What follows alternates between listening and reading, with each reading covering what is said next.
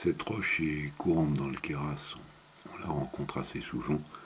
Elle forme des filons où sont associés deux minéraux, l'un très clair, avec des faces cristallines, ici, l'autre vert sombre. Quand il est plus écrasé, il prend la couleur pistache, un minéral qu'on appelle la pistachite. Ce minéral blanc, c'est l'albite, un silicate d'aluminium et de sodium, qui est très fréquent dans toutes les fissures tardives que l'on trouve dans le Queyras. Cette pistacite, qui est une épidote, est un silicate de calcium et de fer qui donne des aiguilles. Sur le côté ici de la roche, on voit des grandes aiguilles qui se développent en association avec l'albite. Ce remplissage de filons est tardif.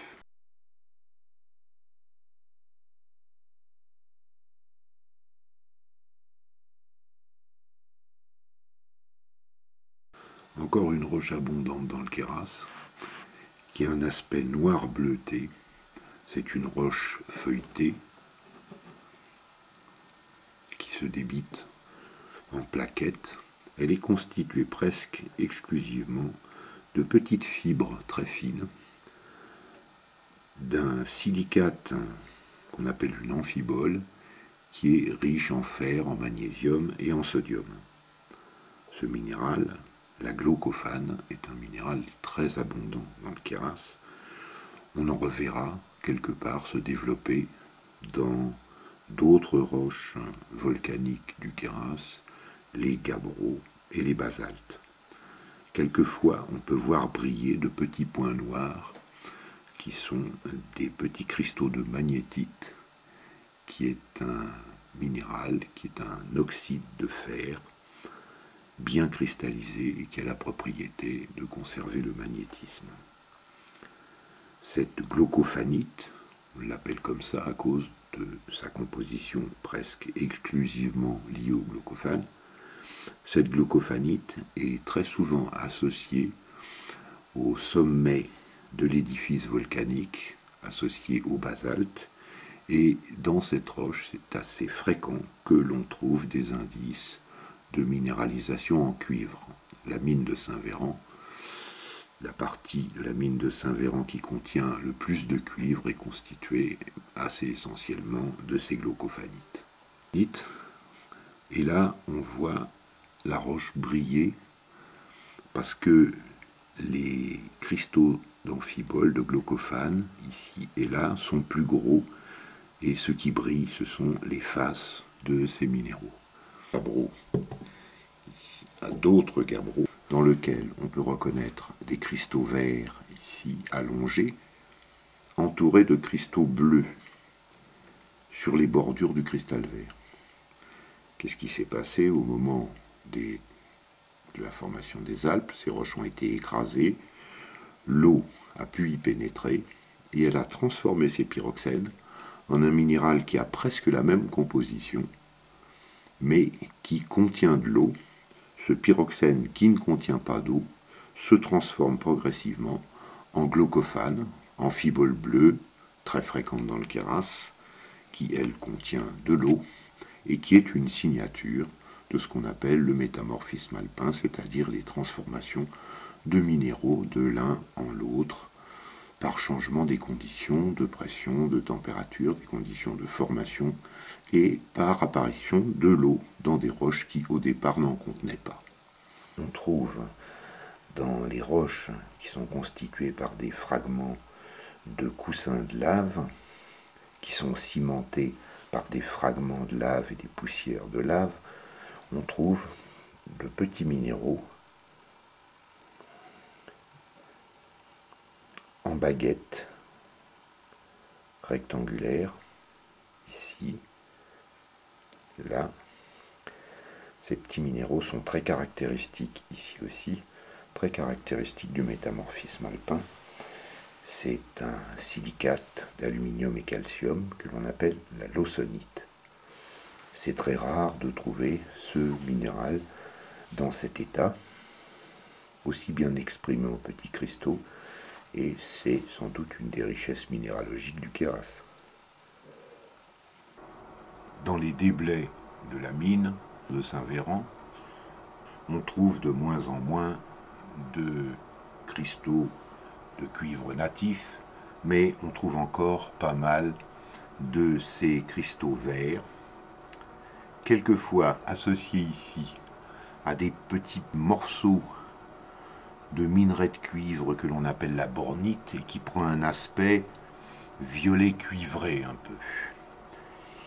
On voit ici que ces deux minéraux, la bornite et ici en vert le carbonate de cuivre, la malachite, sont situés dans une petite veine de quartz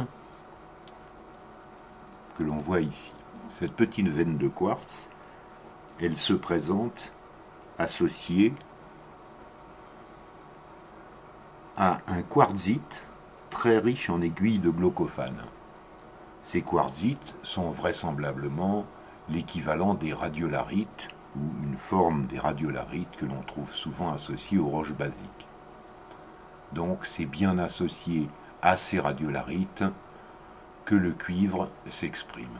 Sur cet échantillon de radiolarites, quartzite riche en glaucophane, on voit les baguettes de glaucophane très clairement qui s'expriment, et c'est une roche que l'on trouve en abondance dans les déblais de la mine de Saint-Véran. Un autre échantillon des quartzites de la mine de Saint-Véran, où l'on voit que le glaucophane se dispose en bandes. On a bien affaire là à une roche qui est une roche stratifiée de caractère sédimentaire. On retrouve ici la bornite et ici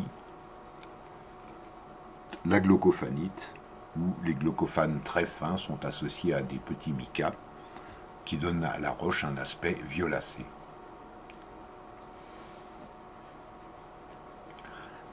Un gabbro qui provient des éboulis au pied du rocher blanc, dans le cône d'éboulis, en bas dans la vallée, c'est un gabbro fort écrasé, mais qui a la particularité de montrer des pyroxènes verts, d'un vert un peu céladon ou véronèse.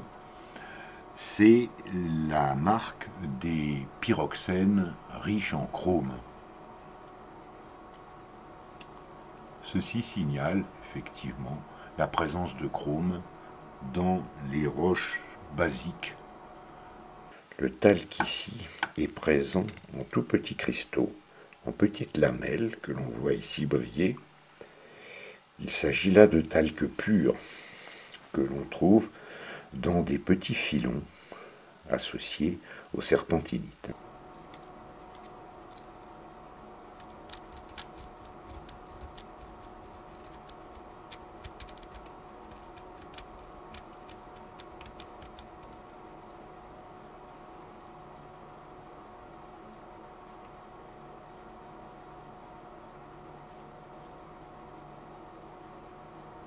La fuchsite est une muscovite riche en chrome que l'on trouve souvent associée au talc dans des passages au milieu des schistes lustrés, des calcschistes.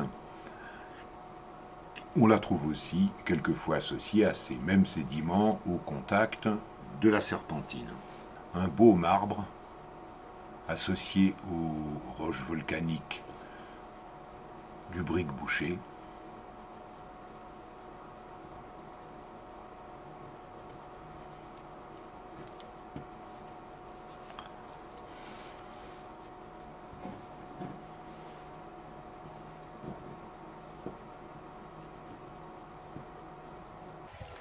C'est dans ces blocs où se mélangent les veines de carbonate et la serpentinite que se développent des petites fibres d'amiante qu'on voit fragiles ici, minéral qui a été utilisé comme isolant, qui est un minéral de la famille des amphiboles, minéral en fibre, très flexible parce que très fin, et qui est composé essentiellement de silicium, un peu d'aluminium et beaucoup de magnésium. Un bon exemple de carbonate, comme on les trouve dans les filons. Ici, ce carbonate est un peu sale, présence d'oxyde de fer relativement abondante qui salit les parois, mais on reconnaît bien ici la forme en rhomboèdre qui est tout à fait caractéristique des carbonates, la calcite, les carbonates magnésiens et les carbonates de fer.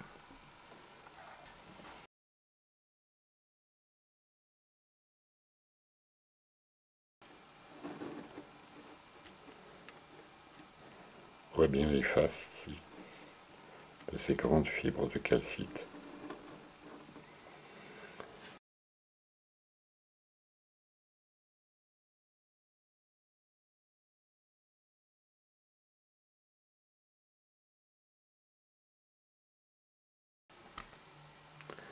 Le cuivre est abondant dans le Queyras.